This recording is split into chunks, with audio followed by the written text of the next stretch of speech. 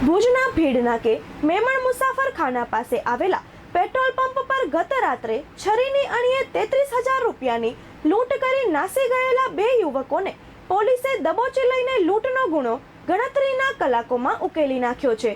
મૂળ ભુજ તાલુકાના વરનોરા ગામના વતની અને હાલે ભુજના સિતારા ચોકમાં રહેતા અલ્તાફ ઉર્ફે પંચર ઓસમાણ પટેલ અને રિયાઝ બચુ મેમણે લૂંટ આચરી હતી.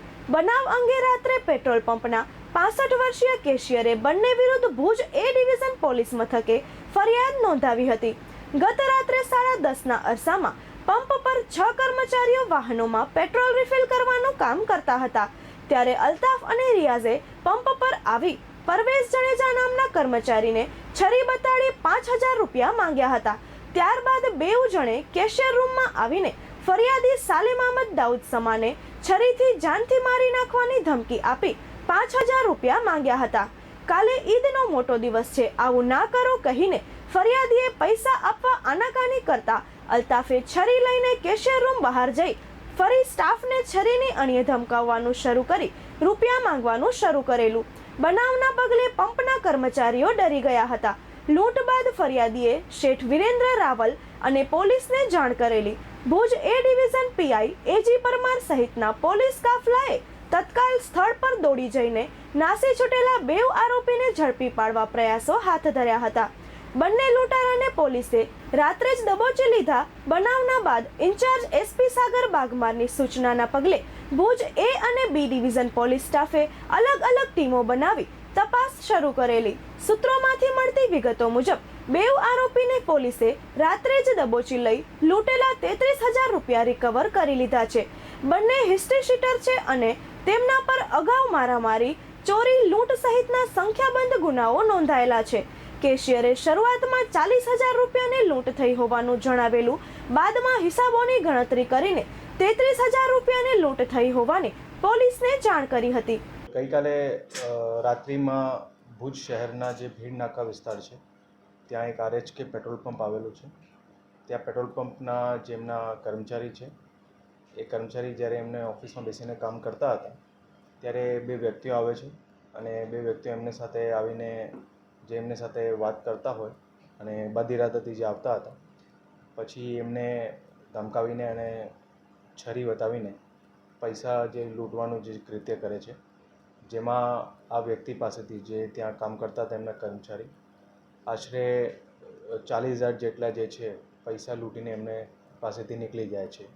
એ બંને જે વ્યક્તિ આવેલા હતા એ પેદલ આવેલા હતા અને જ્યારે આ બનાવ બને ત્યારે લોકલ જે પોલીસ સ્ટેશન છે એ ડિવિઝન પોલીસ સ્ટેશન એમની ટીમને ખબર પડે એટલે એ ડિવિઝન પીઆઈ અને એમના ટીમ અને એની સાથે સાથે એલસીબી તથા એસઓજીની ટીમો પણ જે છે આ બનાવને ડિટેક્ટ કરવામાં લાગી જાય છે.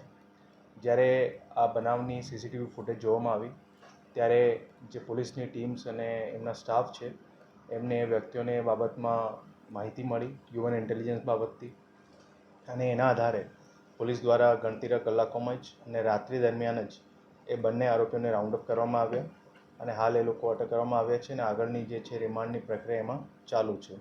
જે બનાવ બન્યું હતું જ્યારે ફરિયાદીએ ફરિયાદ જણાવેલ ત્યારે 40,000 જેટલી જે છે રકમ જણાવેલ હતી, પણ ખરેખર જે પછી આ આરોપી પાસેથી જે રકમ રિકવર થઈ એ ખરેખર 33,000 છે અને જે રકમ ફરિયાદીએ જણાવેલ હતી કારણ કે એમને પણ એક્ઝેક્ટ ખબર નહીં હતી કેટલું થયો છે, પણ જે આરોપીઓ પાસેથી રિકવર થઈ એમાં 33,000 છે એટલે 33,000 રૂપિયાની લૂંટનો બનાવ બનેલ હતો અને 33,000ને ટોટલ રકમ જે છે પોલીસની ટીમો દ્વારા રિકવર કરવામાં આવેલ છે.